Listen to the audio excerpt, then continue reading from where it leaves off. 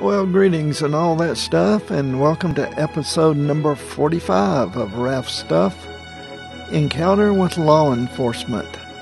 And I came out well. They were just doing their job, and you'll get to see it. This is from a trip that I took back in a couple of weeks ago in November out to Murphy, and I ran across some interesting stuff going on out just before you went into Nantahala Gorge. So you're going to get to see it. And we start the trip out. This is on the Silva side of Balsam Gap. I left Alexander about 45 minutes or so before this.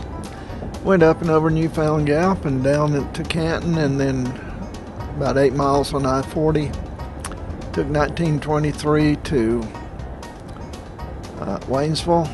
And of course went on through Waynesville and up and over Balsam Gap, and now we're in beautiful Jackson County.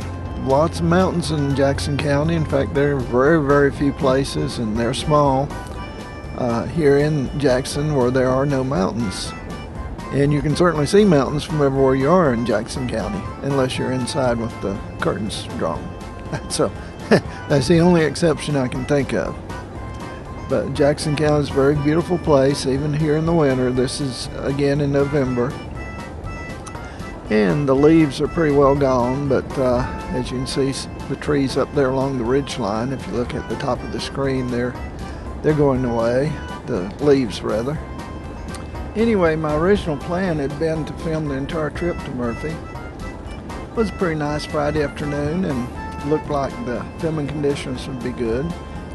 Unfortunately, the documents that I was taking out there to have signed, the reason I was being paid to go to Murphy, were late in coming, so I didn't get away until well after 4 o'clock.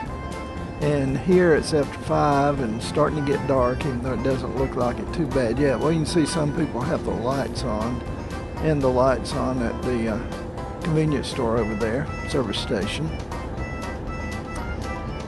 So I didn't get to film the entire trip. In fact, I was pretty well out of daylight about 30 minutes into this film, and which is too short for the regular Rapid Raf Runs the Roads show that I wanted to put it on. By the way, that show's on every Monday at 7 p.m. and of course we're on Raf Stuff now. I hope you didn't hear that. I was gesturing and hit the microphone. I did it again. I gotta be careful. Anyway, Raf Stuff, which this is on now, is on at 8:30 every Monday. And since I had a good 30 minutes and something interesting happens at the end of the tape, i.e. all the law enforcement officers I ran into, and there were about 20 or more of them, I decided to go ahead and put this on Raf Stuff. Now Raf Stuff, of course, oh look, the sunlight on the mountain, that looks mighty nice. Raf Stuff, of course, is my general program that I use as an experimental platform where I can stuff in anything I want to stuff in. And that's what I do. So again, we're late evening and we're between Silva and Whittier, North Carolina. And moving right along, heading on out towards Murphy. Now, back in the early 70s when I was, as I've often told on, well, not often, but every once in a while I mention on earlier shows, I used to sell radio TV electronics out through here to radio TV repairmen and so forth back in the early 70s. And every week for 2 years I came this way. Or not precisely this way because the 4-lane wasn't built. And I had a 2-lane road all the way to Murphy, and I wound up spending every Monday night in Murphy for 2 years. Which was quite, let's see, what's the word I'm looking for? Boring. I got to read a lot of books, and that's good because I like to read books. But now getting to Murphy is much easier than it used to be because it's 4-lane almost all the way. Once you hit Nantahala Gorge, it turns into 2 lanes. And it's 2-lane all the way up through Topton and into Andrews, then it turns into 4-lane again. Actually, I was going almost to Ducktown, which is about in Tennessee. So I was going almost to the North Carolina line at the very extreme end of the state, which is about close to 20 miles beyond Murphy. So I had a pretty good trip, most of it in the dark, and of course all dark coming back. So I didn't get as much film as I would like to have gotten, but still this is pretty nice. This is in November again, so it's not the most glorious time to visit out through here. The best times if you're going to drive around the mountains is early to mid-spring, and when all the dogwoods are blooming and all the other flowering plants are out and the leaves are on the trees and everything's turning green. Or also in fall when the leaves have changed color into multi-hued extravaganza of nature's glory. And of course summer's not bad either. Winter has its moments when it's snowing. Of course, if it's snowing, you probably do not want to be out in the mountains. We're approaching turn off to Cherokee, by the way, the Indian reservation where the casino is. That's one of the ways you can go to it. If you'd actually been going to Cherokee and taken 1923 from Iceville, you would have wanted to turn off at 441, which was the Life's main exit before this one. But we're not going to Cherokee today. I do go every once in a while because I have business in Bryson City, and it's closer for me to go up and over Soco Gap and go to Bryson City through Cherokee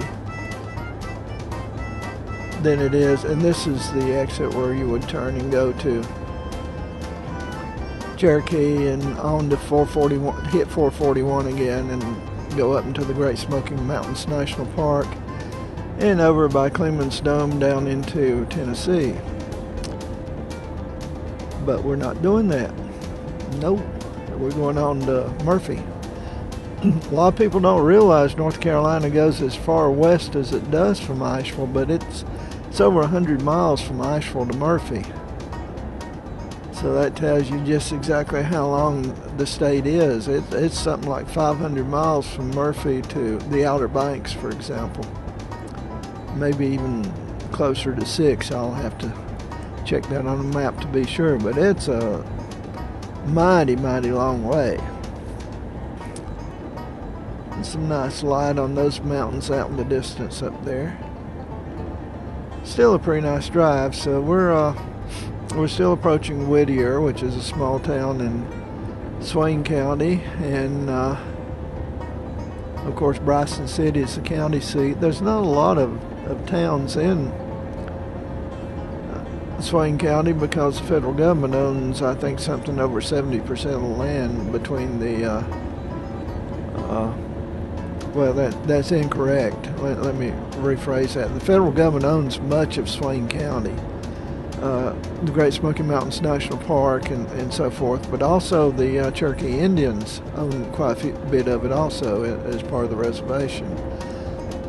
So the actual county of Swain is only about controls only about 30% of its own land. It's here in the eastern United States. This is one of the counties where the federal government owns the most. There are counties out west where they own an even greater percentage of the land. So I just thought you'd like to know that and why I tossed it in. But this is a pretty uneventful drive. It's 4-lane, not like, again, as I alluded to, when I used to have to drive the 2-lane, it was always interesting, but this portion is relative other than the scenery, and that some nice scenery ahead is reasonably mundane. You're just driving a 4-lane road, and you do that quite often anyway. However, it's taking you to some neat places. One of those neat places that we at least get to the entrance to on this trip is the Nantahala River Gorge, where the Nantahala River roars down over rocks down into eventually going on down into Tennessee. We're on the western side of the Eastern Continental Divide, so all the water around here goes to eventually winds up in the Mississippi and the Gulf of Mexico. Something else people don't realize. Most of North Carolina is on the eastern side of the Eastern Continental Divide, and the water goes to the Atlantic. But we're different up here in the mountains. If you just moved into the mountains, you're going to find that out. We're a lot different than anywhere you came from, I guarantee you. A lot different. But we have fun, and that's the important thing. Look at that. Now, that's wonderful light, the way it was until it hit my windshield. Now, I did wash my windshield before I left, but you drive around these mountains and the windshield gets a little dirty. Those of you who do watch Rapid Ralph Runs the Roads, which is my most popular show here on Channel 20, Nashville, North Carolina, the land of the sky. And if you're not sure why this area is called the land of the sky, just drive out through here towards Murphy and you'll see why. Or go north of Asheville up towards Mount Mitchell. There's very good reasons why we're called the land of the sky. But anyway, those of you who watch the show, and we appreciate all of you who say good things about it, which are quite a few, surprisingly. Well, maybe not surprisingly. I shouldn't be that modest, I guess. I put a lot of effort into turning out a good show, which is why I'm not showing this particular footage on Rapid Ralph. Frankly, I just don't think it was quite up to the standard of of that show, but I have a little bit lower standards on Ralph's stuff because, again, it's just experimental. And besides, I didn't want y'all to miss this trip. It's pretty nice.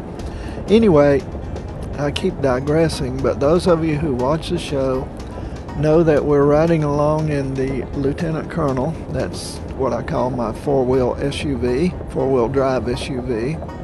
Shock and awe on four-wheel drive. And my other co-star in the show is Karen, the GPS unit, which is a small silver box over in the lower left of the screen right now. Karen's is in contact with all the time with 7 or 8 of the global positioning satellites high above us. And she knows and is constantly calculating our exact speed, how long it's going to take us to reach our next turn, showing a map. When you can see it, there's a purple line showing how the road goes, and giving me all sorts of other information. Very, very nice to have. Those of you who haven't seen the show a while,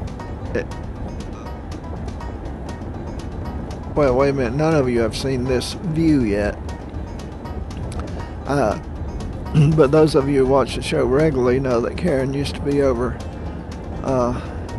farther to the left and up on the windshield, and that the mirror was centered in the picture. I've since moved the camera over to the right, and I like this a lot better because you as the viewer get a lot better view of especially high up in the mountains as we go through. And I moved Karen over to the right, over to the left, that way, your other left, yeah. I moved Karen over to the left just because I could see her better, and check the map and when I should turn. Of course, she's giving verbal directions also. It's we go lots of places. Both my wife and I have GPSs in our SUVs, and we go lots of places in western North Carolina, and with a good GPS you never get lost, which is really nice. And in fact, it's cool because if I see a road and I wonder where it goes and I've got a little time, I can just shoot off down it because I know I won't get lost, that Karen will figure out where we are and show the road and show me how to get to where I want to go. It may take a little longer. It may not be the optimal route. Getting my tongue tangled all around my eye teeth and I can't see what I'm saying.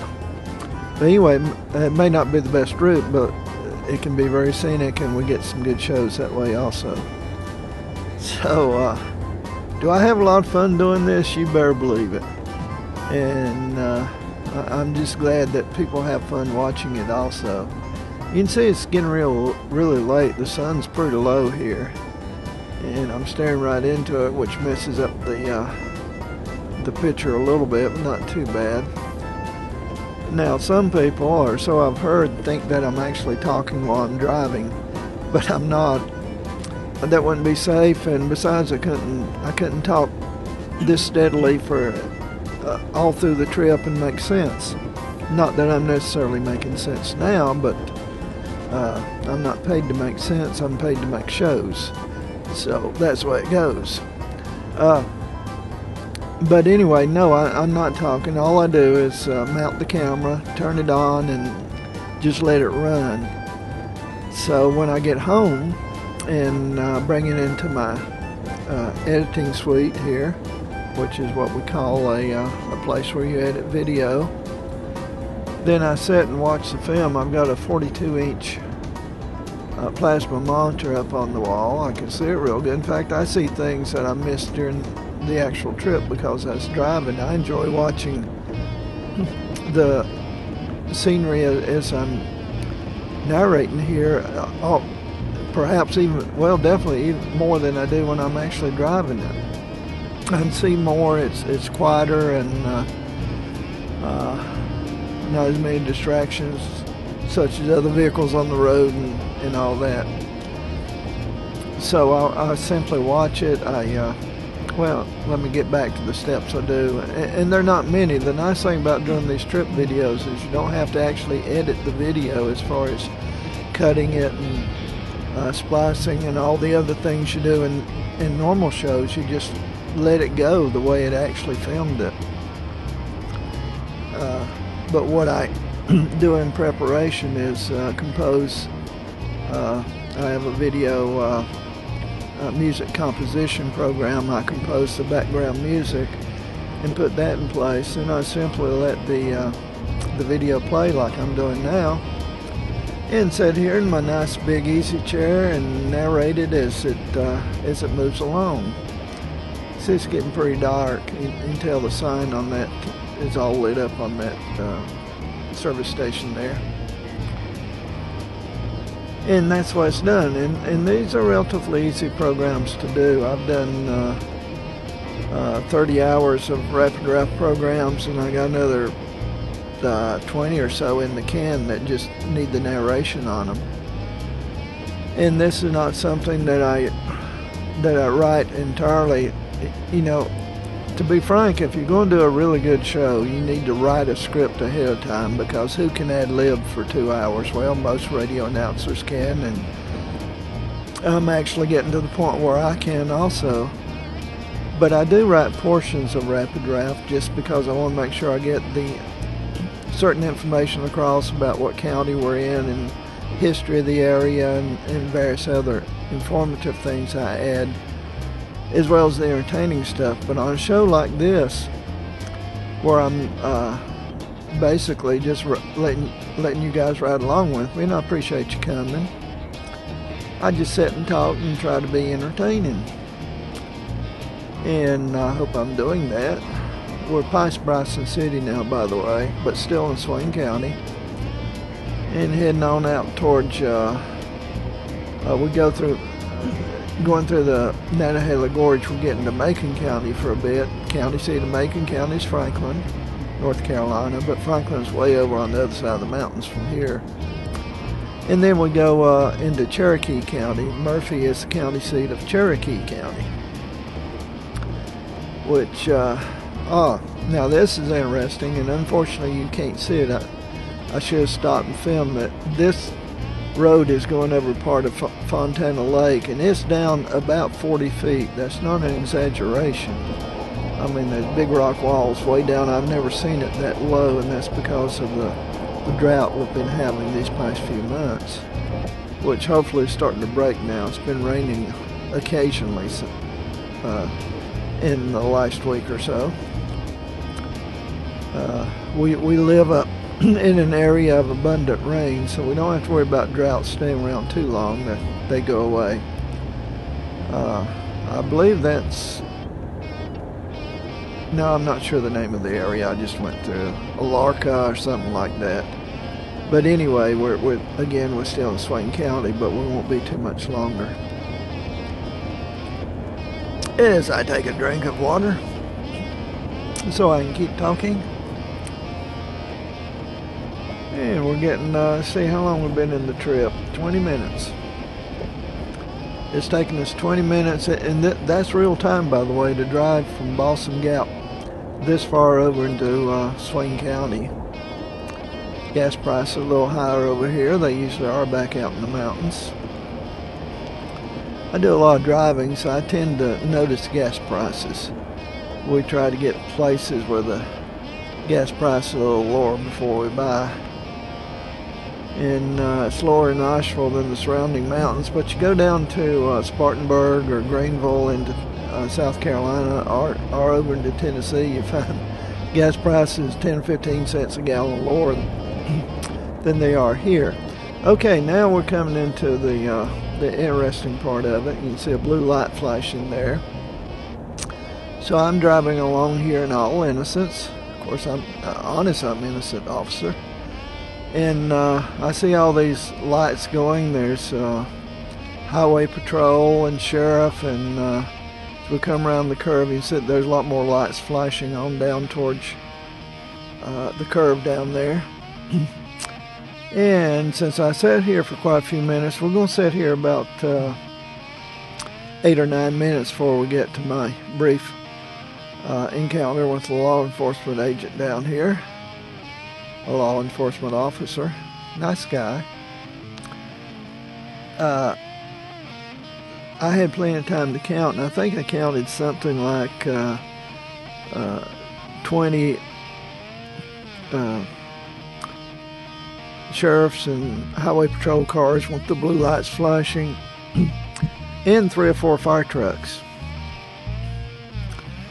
So I'm thinking, you know, what's going on here? There must have been a really, really bad accident. And I'm going to see a lot of mangled cars and stuff when I get down here, but it turned out not to be that, as you'll see shortly. It wasn't anything quite that sinister or that tragic. And you see there's several cars off to the right down there with the blue lights going. Bubble gum machines, we used to call them when I was in high school. It's when they had just sort of the dome on top of cars as the blue lights. In fact, I can remember back in the 1950s, the sheriff and police cars did not have blue lights, they had red lights. So blue became the symbol of law enforcement, I guess, back in the 60s or sometime like that.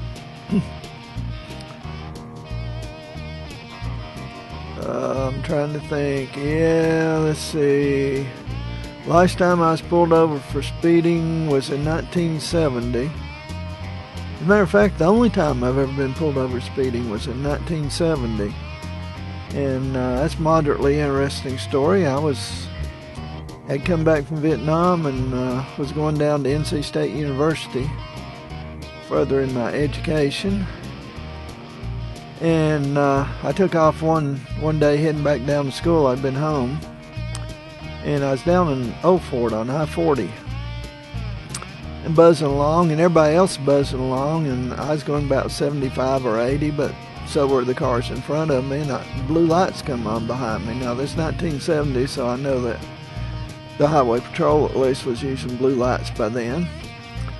So I stop, and you know, the highway patrolman comes up and asks to see my license, and I pass it over. And I said, can you tell me, sir, why you stopped me? The car's going a lot faster than I was. And now this is a true story. And he looks at me and he says, son, when you're out bird hunting, which bird do you take home? And I had to just nod my head and say, the one that falls. So anyway, that cost me, it wasn't too bad. I think it's $40-some. I wasn't going that much over the speed limit. But I made his quota for the day. And it was a very interesting and significant lesson in life. You know, you take the one that falls. And that can be applied to many things. As we continue inching forward here, I had by now, of course, figured out this was just a license check. So I assumed it was, and I wasn't too worried about it. I just sitting here enjoying. I had enough time built in where I'm looking at Karen. I knew my arrival time, and that I still had plenty of time to make it. Besides, what else could I do? Just wait. So we did, and moved forward as we were allowed to, like here. Fire truck over on the left, fire truck on the right, several more police and highway patrol cars with their blue lights flashing over there. And it wasn't bad at all. Now this is a good area to put a roadblock, by the way, where the 4-lane turns very quickly here into 2-lane, and there's just no place else to go because the Nantahala Gorge is coming up, and you can't drive around this roadblock very easily. You'd have to go a great many miles out of your way on rather smaller mountain roads to even try it. So they knew what they were doing when they were sighting it. There's a car over on the right driving through the grass. That is hard to tell. I think it's Highway Patrol. And down on the left, that car in front of the fire truck looks like maybe a police car. Something you wouldn't expect to see this far out in the county, but perhaps that was from the Bryson City Police Department or something that was helping out on the big roadblock here. But with all these flashing lights, you certainly knew it was time to stop and wait and see what was going on. And it's hurry up and wait, but that's the way these things go. And actually, it turned out what they're doing here is a good thing. Check and make sure that all the drivers have the proper license and that they're not driving unsafe vehicles and they don't have a keg of beer in the front seat with them gulping away on it. So you want to make sure you're okay and that your fellow driver is okay. Roads are dangerous enough as it is. And we're getting closer. You can't see much thanks to the guy in front of us. And since I just set the camera up and let it film, I see it's having a little trouble focusing now, but it's on autofocus. That's because of the low light. And the camera's all the way on the other side of the car from me, so I can't reach over and change the focus. We're coming up on the officers checking the various vehicles, and they're in several different uniforms, so they've pulled together several departments to do this major operation, especially for way out here in Swain County. I mean, they don't have that many law enforcement folks out here. They've had to pull them in from a lot of different areas. Okay, now I pull up to wait my turn, and the guy asked to see my license. Now, remember last time that happened, I had to talk about bird hunting. And this time, however, he just walked around and looked at my license plate. I have a license plate that usually gets a little respect from law enforcement officers, and I appreciate it. It's my Bronze Star plate from service in Vietnam. Ralph, have a good day. You too. Is that all this is? License Trying to make sure the roads are safe and everything. Keep it up. So he let me go, and I go on through the rest of the roadblock. See, there's still lots of blue lights a-blooping here. So, thanks for riding along with myself and Karen and the Lieutenant Colonel. Go to ralphwroberts.com to see this show again.